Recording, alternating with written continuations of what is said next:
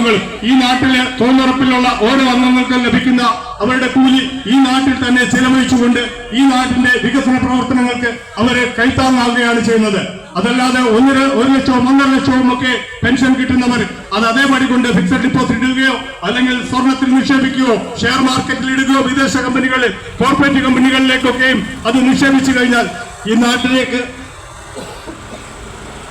നാട്ടിന്റെ വികസന പ്രവർത്തനത്തിന് അല്ലെങ്കിൽ ഈ നാട്ടിലെ കടകം പോളങ്ങളുടെ സുഗമമായ പ്രവർത്തനത്തിന് അതിലെ ഒരു ചില്ലിക്കാശ് പോലും ചിലവാകാത്ത സാഹചര്യം ഉണ്ടാവും. ഞങ്ങൾ ആവശ്യപ്പെടുന്ന 10,000 രൂപ പെൻഷൻ ഈ നാട്ടിലെ വൃദ്ധജനങ്ങൾക്ക് 65 ലക്ഷം വരുന്ന വൃദ്ധജനങ്ങൾക്ക് തുല്യമായി നൽകുകയാണെങ്കിൽ തീർച്ചയായും അതിലെ ഒരു റിട്ടേൺ ആയിട്ട് ഗവൺമെന്റിന് തീർച്ചയായും 20% മുതൽ 30% വരെയും തിരികെ ഖജനാവിലേക്ക് ലഭിക്കുകയും ആ ഖജനാവിൽ ഒരു 10 മാസം ഇതേപോലെ 10,000 രൂപയുടെ വിഹിതം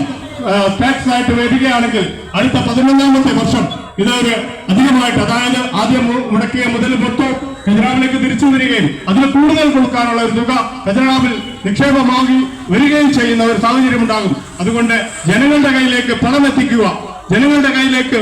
പണം പമ്പ് ചെയ്യുക എന്നുള്ള ആശയം